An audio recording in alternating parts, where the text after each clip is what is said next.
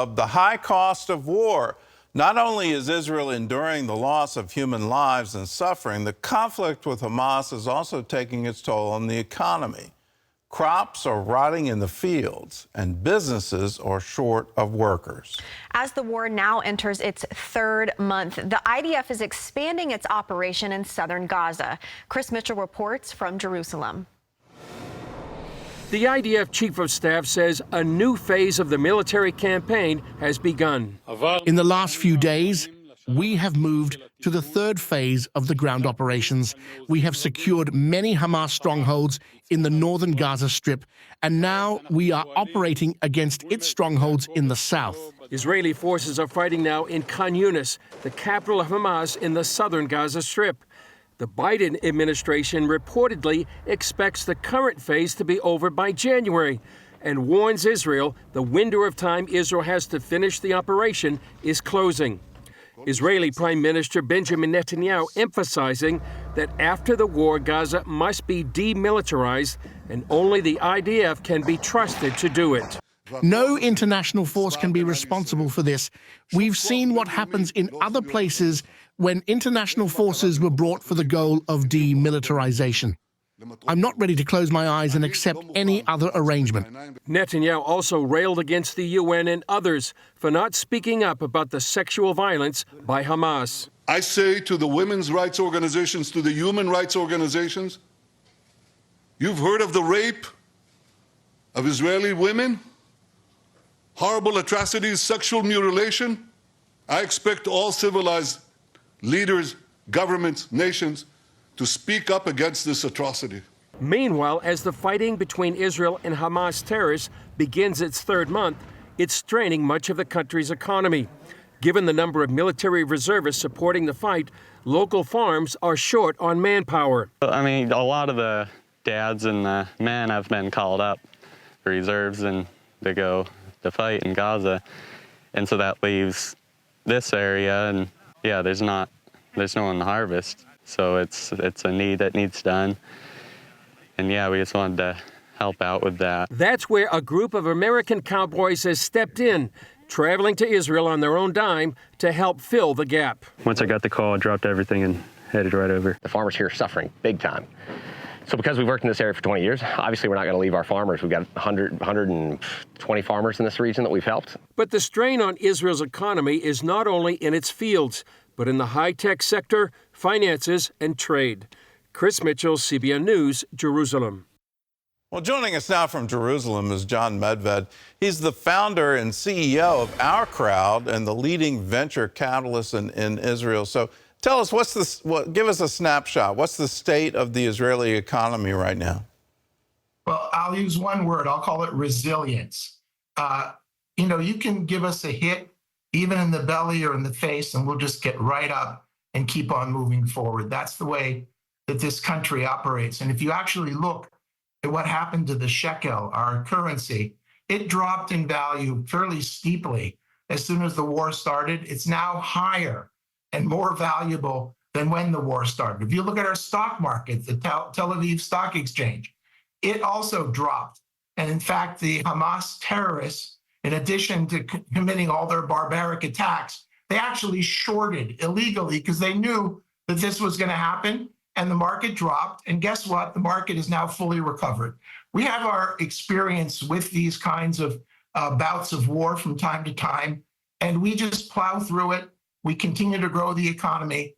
Israel's economy is extremely strong, and in particular, the tech sector, which I work in, where we're creating solutions for food tech and artificial intelligence and quantum computing and ag tech and food tech and healthcare and all this great stuff which the world needs. We don't stop. In fact, the slogan here now is Israel Tech delivers no matter what. I heard a report that someone, and they're claiming it's an individual investor, shorted the Israeli market. Is there any way to find out who that was? I think the SEC is probably on their trail. And one would guess that it's criminals or terrorists associated with Hamas. These people are unbelievable, okay? It really, the contrast between Israel striving for life, celebrating family values, how to save lives. At every level, we're working that way. And then people who come and burn people alive, who do sexual violence and rape, who kill babies in front of their mothers and cut them out of their stomachs. It's just, it has never been clearer in terms of what we're fighting for.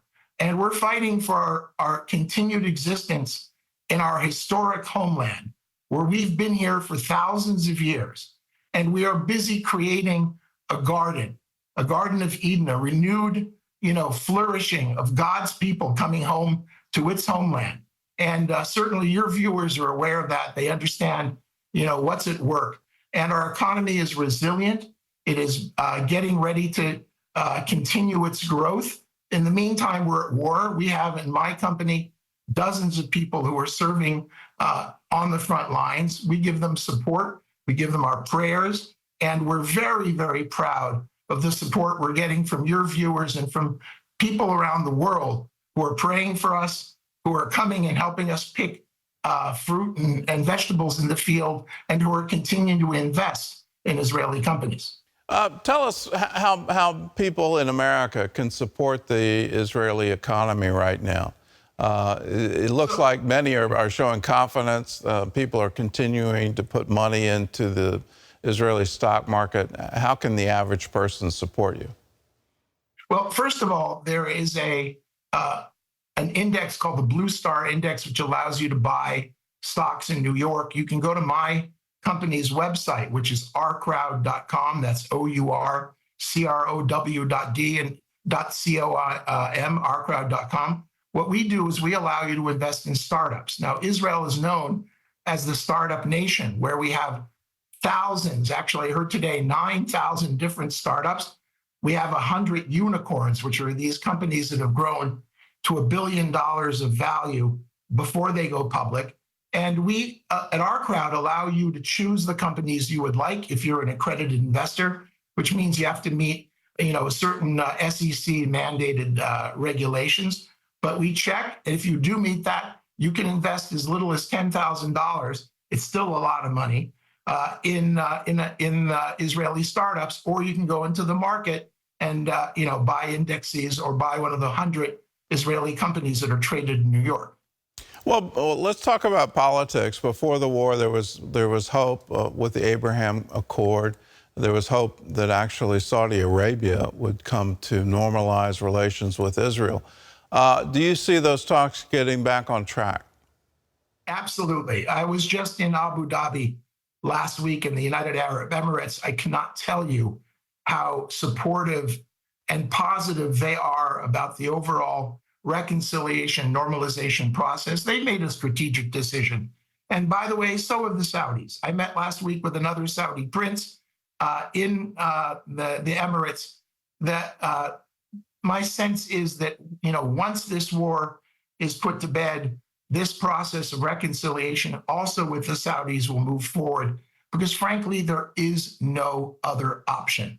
Okay, the only option long-term is learning to live together, is working together to provide employment and to develop technology and to trade freely and to understand that we're all children of Abraham. All you have to do is read the Bible. Okay, so there was a little bit of family dysfunction in terms of sibling rivalry, but we can get over this. And in fact, we are doing it with many of our Arab partners. And I think that is the only way forward for the future. Tell us about the religious climate in Israel today. Tomorrow night, you start the celebration of Hanukkah.